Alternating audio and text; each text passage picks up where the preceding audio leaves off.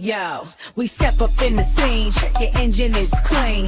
DPF guys got your ride smoking green. No block, no drag, just pure machine. Come show us your truck, we'll make it pristine. We just wanna know, can your diesel out cold? Bring something dirty, we'll turn it to gold. Okay, folks, I tell you what, if you've been watching and wondering, are you going deaf? Apparently, I'm a terrible producer because I've been sitting here chatting for about 20 minutes and my mic was muted. So now we should be pretty good. But anyway, so real quick, it is Sunday, September 22nd. I'm just going to go over this right away, quick, right? We have people joining us from TikTok here, and we're going to go through 10 questions real quick, and then we're going to get to answering some of your questions coming in live. So here we go. All right, let's jump down to question number one. I'll skip over all the disclaimers and everything like that. Question number one was from a text from this morning. I've got a 2015 F-250 6.7, and I'm in a bad spot. I have to travel 6 hours for work tomorrow. Can you hear me okay now? My truck keeps saying exhaust filter overloaded, drive too clean. I've been driving for 5 hours, running between 2,500 and 3,000 RPMs. And can I clean? Apparently, he still has to pull over to do a regen. Can I clean the DPF using a water hose and purple power, or should I just use compressed air? Any advice is greatly appreciated. So this is a good one. And I'm glad you contacted me first before spraying water and purple power into your Ford's DPF. While we use water as a part of our complete cleaning process, I don't recommend ever using water on your own. If you're going to try cleaning your own DPF, because either you're not near us and don't have a DPF guys near you, or you're in some sort of desperate situation like the gentleman who texted me today. Using chemicals to clean your DPF, or even just water by itself, will normally cause more harm than good, not because the water or chemical will actually damage the DPF. It's unless, again, the only time that it will damage if you're using a power washer, that will damage your DPF. And yes, I know 50 people will say, I always clean my DPF with a power washer. And I guarantee you're always damaging your DPF. And if you brought one to us and we put it on the test machine, that thing, you'd be able to look through it like a screen door. So never use a power washer to clean your DPF system. You hear that, TikTok? But the water can definitely the chemical can turn the accumulated ash into mud that will harden into a concrete-like substance that is very difficult or even impossible to remove. So I recommended to him that uses compressed air, blow enough junk out of that thing so you can get back on the road, and then bring your truck someplace like us to get it cleaned properly, but do not use water. Okay, question number two. This is a follow-up question from the same gentleman. He's asking, could a turbo leak cause these problems? So he snuck in a second question. It's a pretty good one. So here we go. His truck has fairly high miles, but not a ton. But since he mentioned a possible turbo leak, it's important to talk about how a leak cause of DPF clogging other than the usual high miles, high hours. So upstream issues could be bigger problems like failing injectors, failing turbocharges, or it could be smaller, easier to fix things like exhaust leaks. So an exhaust leak can definitely affect a truck's ability to properly regenerate and cause soot to build up to the point where the truck won't run. And this might be what he's facing. The exhaust leaks allow hot gases to sneak out of the exhaust system before they can make their way down to the DPF and properly vaporize the soot buildup. This can also be caused by dirty air filters that can choke off the engine, preventing a regen. And I recommend that he visually inspect the clamps and gaskets around the turbo. And he stated that he started hearing what sounded like air leaking from the compartment when he got on the accelerator. So he may be seeing symptoms of an exhaust leak combined with just having high miles and a DPF that is getting full due to normal use. Sometimes these issues sort of stack up on each other. So it's good to be able to contact somebody like us to see the best way to untangle the knot. All right, question number three. This is another text one. This is kind of a bummer. He's got a 2020 Kenworth T680 with a PACCAR MX-13, 454,000 miles. And guess what? He had a cracked head, and for some reason, the truck was throwing SCR faults, which finally put the truck in a maximum limp mode. So we brought it to a shop. They did a long block change out, got truck back 5 weeks later. It was down for over a month. Drove the thing only about 50 miles, and the engine light comes on now, has an SCR fault again. What should I have checked? Because they just started throwing parts and sensors now. I put several $1,000s in it, and it was getting to where I can barely afford to get it fixed. This is a story that I hear way more often than I would like it to hear it. And so you got a 2020 T680 with a cracked head already at 454,000 miles. And again, they just don't make trucks like they used to. That's for sure. And to go kind of on a mini rant here, I get so many comments that the only reason why trucks don't last is because of their stupid emission system. And while I don't disagree that anytime you add something to a system, you have more things to go wrong, and emissions is no different, whether it be automatic transmissions, USB ports, ABS, lane departure radar, intermittent wipers, computerized everything, APU, GPS, flat screen TVs, microwaves, and refrigerators with power inverters in the sleeper, climate controls, cruise controls, and yes, emissions. All of these are more things to go wrong, but everything from your batteries to your airbags are no longer built like they used to be. In the past, getting 750,000 to 1,000,000 miles and 15 plus years of use out of your truck was not uncommon. But most modern trucks are now designed to last about 500,000 miles, and that's about it. So here we have somebody with a truck that's not even 5 years old with a cracked head. I have asked him for the codes, and we'll check those out when he gets them to me. But this SCR issue may be due to something simple like bad DEF. The truck was sitting for 5 weeks. Maybe the DEF kind of expired on him.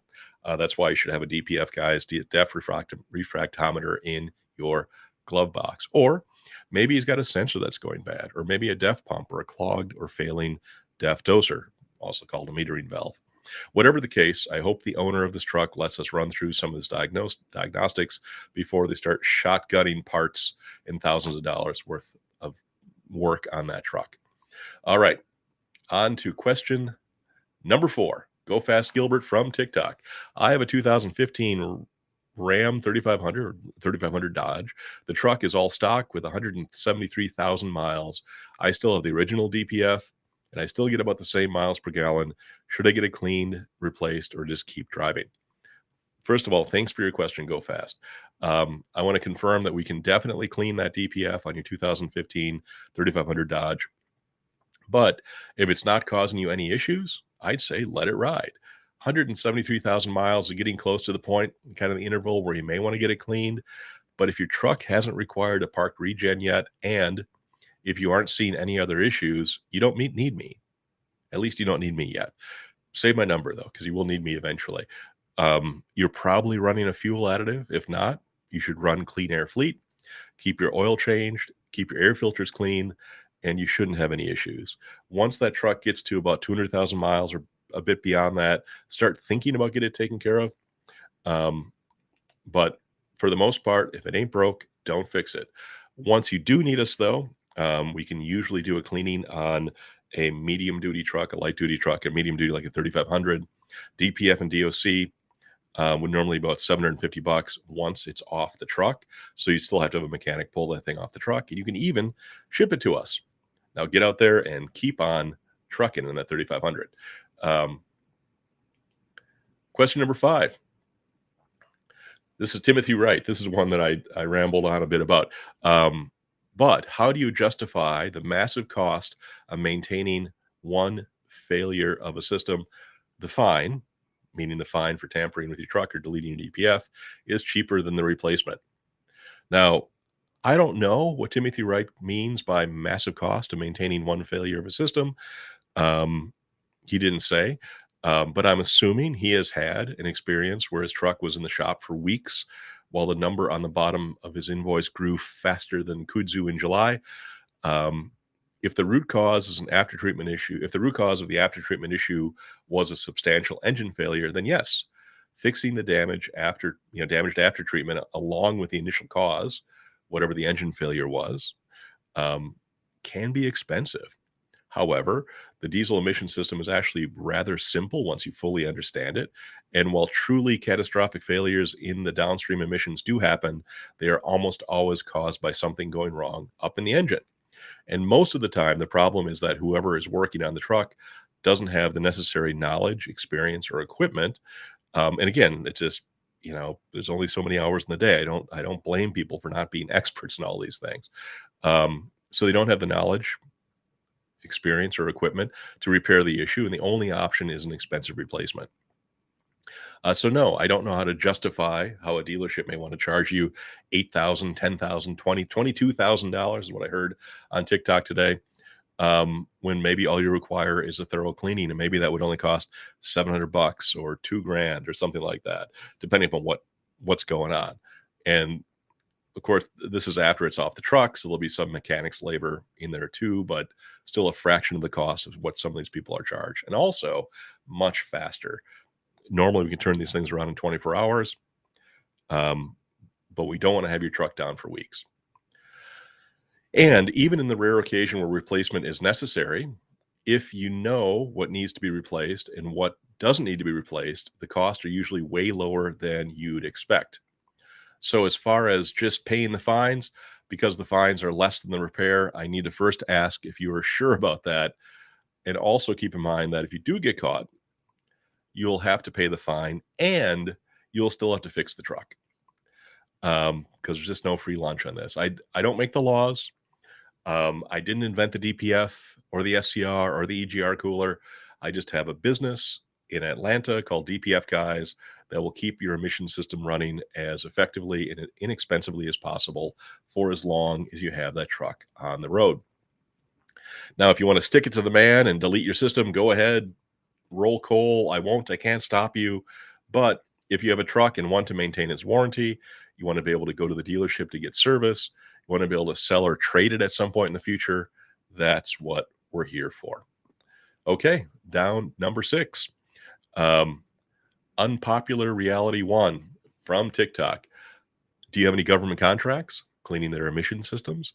And this is a typical kind of gotcha question that people, shoot up to me, and they're meant to get me to say that, oh, the government doesn't have emissions, so we never do, we never work in their vehicles. So yes, people talk about the military, an armored personnel carrier or an MRAP, or other military vehicles that are considered to be tactical, that's a definition, may not have emissions either. And that's because maybe the vehicle was built pre-emissions, just like a glider truck, it's pre-emissions. Or there is an exception for tactical military vehicles. Just like military vehicles also may lack various safety equipment that's required in your truck and car today, and such as airbags, even seatbelts sometimes. But there are some military vehicles that are exempt from emission standards. You can read all about the exemptions. Look up the following statute: 40 CFR 109.605, and that's called the National Security and Military Use Exemptions for Emissions. However, on the other side, there are many regulations that keep military vehicles off public roadways in the U.S., and you are free to drive on those roadways. And again, it has to do with how many miles from the base, etc. But that's why you don't see military vehicles bombing up and down the highway every day, because that is restricted, mainly because the vehicles lack some of the safety features that are required for highway driving. But that being said, your question is, do I have government contracts? And the answer there is yes. Buses, fire trucks, ambulances, snowplows, SWAT mobile command centers, and believe it or not, one Marine base in Georgia has cleaning all of their filters of its diesel vehicles on the base, and there are a couple other bases in line. So all I can tell you is emissions are here to stay. And yes, I'm sure it was a lot of fun for you to roll coal back in the old days, but times have changed, and we're here to make things as easy as possible for you. Question number 7. From Jay Wiggins 07 from TikTok. An engine needs oxygen and fuel to combust. Are you saying the EGR recirculating exhaust back into the engine does not displace oxygen and fuel? Personally, I wish the EGR cooler wasn't necessary, because it truly is a thing that has, points of failure, a lot of points of failure, potentially. And and there's really no way to keep an EGR squeaky clean because of all the dirty exhaust that flows through it and flows the EGR valve and the delta P sensor and everything. But if you run a good additive, again, like Clean Air Fleet, which is parked right back here, that will definitely help keep that clear. However, I will say that the Cummins 6.7 engine that's in the typical Freightliner M2 in the International box truck will have injectors that just fail like clockwork at about 250,000 miles or equivalent number of hours. And this, you'll notice this on buses. If you work on buses, you'll notice this as well. And when those injectors begin to fail, they don't throw a code because the failure is down at the tip of them. But they will run really, really dirty, and they will plug up your EGR cooler pretty bad. Other than that, the EGR cooler is pretty reliable. Recirculating cooled exhaust in the cylinder prevents overheating with modern engines that run a lot hotter than engines from 20, 30 years ago. And the recirculated exhaust actually contains unburned diesel in the form of particulate matter that can actually be combusted by the engine. Fun fact here, during World War II, when diesel was short, or was it World War I? When diesel supplies were really limited, they were actually running diesel engines on ground up coal dust, believe it or not. Diesel will burn just about anything. Again, I didn't design the system. I'm just here to keep it running properly and cost effectively as possible. Also, what I find interesting is I get this question about EGR coolers, and what I find puzzling is how people will say, oh, that yucky, dirty, sooty exhaust is bad for the engine. But the very next sentence, they'll say, I just want to shoot it into the air for everybody else to enjoy. So anyway, I don't know if that's an answer or even a question, but on to number 8. Number 8 from the Clean 2.8 from TikTok. What's the filter made of? I love basic questions like this, and they're good ones to know. The diesel particulate filter, or DPF, is made of one of 3 materials now: cordierite, silicon carbide, or aluminum titanate. The DOC and SCR is usually still just made of cordierite, and you can tell the difference between materials by the appearance, by the color mainly. Cordierite is a naturally occurring mineral discovered by a French guy with the last name of Cordierite is light tan in color, and has been around for about 100 years, actually more than 100 years, and has been used in emission systems since the creation of the catalytic converter. Silicon carbide is a newer material that's in DPFs now. It's dark gray, and you'll notice the difference because it is normally in little squares, about 1 inch, looks like a checkerboard. Aluminum titanate is very hard to tell apart from cordierite, but it is synthetically manufactured and supposedly has higher temperature and impact resistance than cordierite. So all emissions components, whether they are cordierite, silicon carbide, or aluminum titanate, are all considered ceramics and designed to stand up to the rigor of hot exhaust for many years. But there's always the need for cleaning, and sometimes things break and need to be replaced. That's why we're here. And of course, 404-999-1361. All right, number 9. We're getting to the end here. User with a bunch of numbers from TikTok. This I can kind of hear a sad trombone. Wah wah. Had filters cleaned on a Cummins engine. 2 weeks later, regen light comes on. Did regen, now light comes on every day. Think cleaning filters is a waste of time. Yeah, if it's not done properly, it can be a waste of time. Or if the issue wasn't your filter to start with, it was a sensor, or it was a face plug DOC that didn't clean the DOC. So maybe your filters weren't cleaned properly, but I suspect that you might have something going on in your engine, or maybe just a faulty sensor. Now, if you happen to have a Cummins 6.7 engine, those things will plug a clean or even brand new filter in as little as 500 miles due to injector failure. If you have a bigger Cummins, you probably just have a bad pressure differential sensor. We recommend replacing that sensor every couple 100,000 miles or so, because those sensors have a tendency to fail, kind of wear out, or even get filled with water for some reason. So give us a call, 404-999-1361. I bet we can fix that for you once and for all. Okay, we're on our last question. Then we're going to switch over to our friends at TikTok. Let's see. Justin Marsh 092. This is the biggest bunch of bullshit I've ever heard in my life. If these dumbass DPF systems really save the environment, why does only the US and Canada require them? All right. I think somebody um, needs a hug.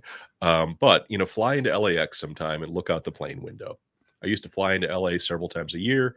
And prior to emissions, the air was yellow with smog. And now it's clear. Yes, emissions are a pain, but you can really see the difference it makes. And while truck drivers still suffer from health issues related to the jobs, there has been a substantial and noticeable reduction in respiratory problems in the truck driving population, since most trucks are capturing exhaust and soot, and reducing NOx emissions by at least 90%. So just imagine, pre-emissions, and you'd have a truck, a truck stop with hundreds of trucks idling all night long, all of them, cranking out the soot, the particulate matter, and there you are, breathing that stuff for 8 or 10 hours a day, every day. It really did have an impact on people. And yes, I know emissions are a pain in the ass. I don't argue that, but we want to make it as painless as possible. And look, I know you're going to say, I never had a problem with respiratory issues, and I smoke 2 packs a day, and I can still run a marathon, so on and so forth. But not everybody is like you. Not everybody is superhuman. But to clarify, yes, you are right. Diesel emissions are required in the US and Canada. Not just US and Canada, but also, let me get this list right: Japan, Mexico, South Korea, China, Austria, Belgium, Bulgaria, Croatia, Cyprus, and Ireland, Italy, Latvia, Lithuania, Luxembourg, Malta, Netherlands, Poland, Portugal, Romania, Slovakia, Slovenia, Spain, Sweden, Czech Republic, Denmark, Estonia, Finland, France, Germany, Greece, Hungary, and more to come. Right or wrong, for better or worse, the list of countries and states requiring and enforcing diesel emissions is growing and not shrinking. And so, like I said, you can pull your DPF system off, you can delete it, you can do whatever you want. I mean, that's between you and the baby seals and the pandas. But we allow you to keep an emission system on your truck and do it in a way that has as little impact on your success and the reliability of your vehicle as possible. So anyway, that's it. I went through my questions. Sorry for anybody who was watching me and not hearing me because I was on mute. Chris Men says, I can't hear you. Now you can. All right. So let's pull up some TikTok action here. What do we got? All right. I'm going to read through these TikTok questions, so bear with me.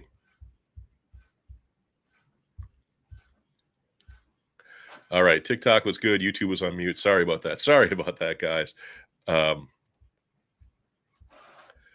do we have here? I know we had someone made a couple of comments here.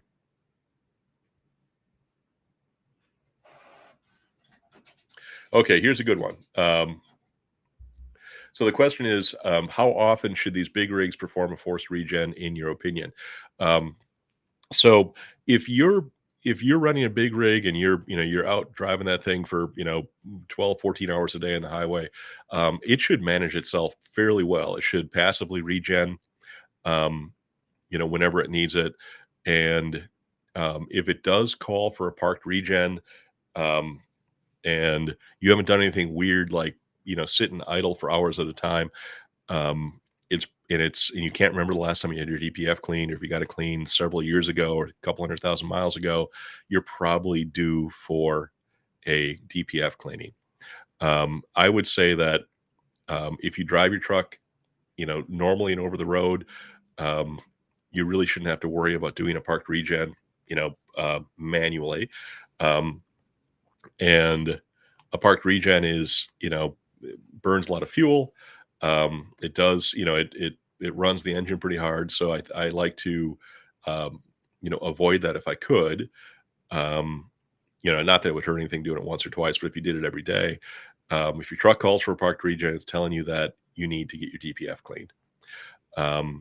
Now, if you do something like drive a crane or something where the thing does idle, or you do fuel delivery where you pull up and then run the PTO, um, and you do idle a lot, maybe you want to do a park regen on a weekly basis. But for your typical use case for an over-the-road truck driver, um, you shouldn't have to do a parked regen. And if the truck does call for it more than once, it's telling you need to get your DPF cleaned. How's that for an answer? All right. That's a good question, though. Thank you. I'm going to save that so I can add you into the drawing for next week.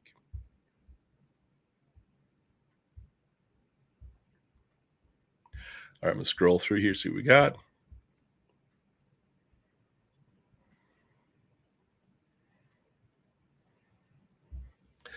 All right, so here's one. So what is a good price for a DPF cleaning? Again, your mileage is going to vary on this. But I would say that, somewhere in the $300 to $400 range for the cleaning, maybe, 500. Again, so depending on the market, obviously some of them have, some of it's, rents are a lot higher and things like that. And then you have to budget another few $100 for clamps and gaskets. I mean, for example, our numbers will vary slightly, but what we're doing typically is you're under $500 to get the DPF and DOC cleaned, and then whatever it costs for new gaskets, which you'll need, as well as new clamps. We do highly recommend new clamps. And so most people are out the door for less than $800.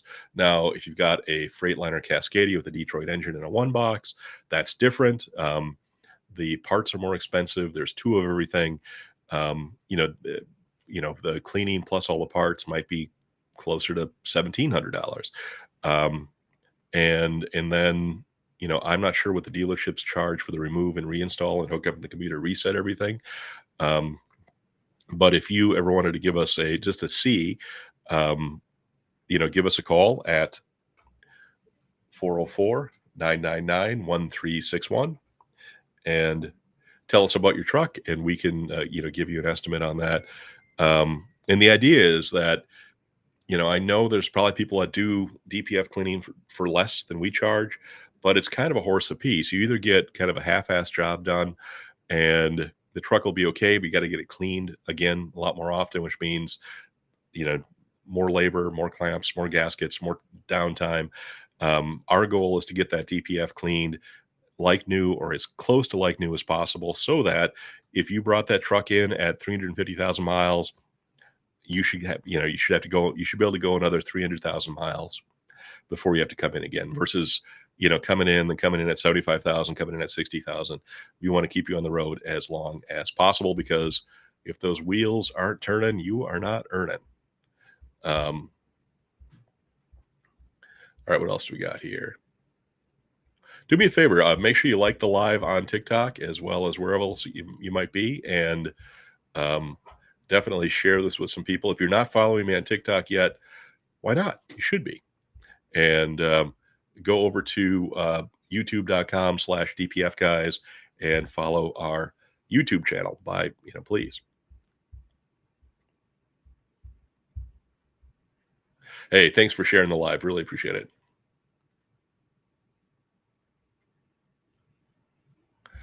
Okay, this is a good one. What from Greg here.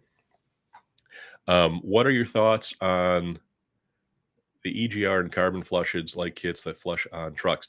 I don't know. It just seems, without taking the components off the truck, it always seems to be what happens is the flush will flush something out of one spot and then rinse it down someplace else, and they'll get stuck there. And people will be like, oh, well, I washed everything, out my DPF. Well, you're washing it into your SCR then, or you're washing it into the DEF decomp chamber. I would, the best way to clean this stuff is to get it off the truck, clean it, make sure that all the junk you're flushing out, no matter how you do it, is going someplace then, other than kind of working its way downstream in your truck where it's going to plug things up. And so that's my thought about that. I've seen, I've cleaned filters that have gone through kind of, you know, chemical cleaning on the truck and things like that, and they're generally pretty messed up. And we can always bring them back, and they're not, you know, it's not a big deal. But you know, you go through the expense of doing the cleaning, and all of a sudden everything's plugged up, and now you know it's much more effective to take that thing off the truck and do it right. American Iron, you are one of my favorite supporters out there. Thank you. I tell you what, when things get tough, one of your comments will pop up, and it always makes my day. Thank you, and I appreciate you watching and appreciate your support.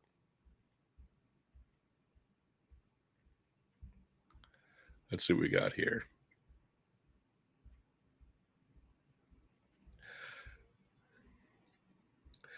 All right, thank you so much. Okay.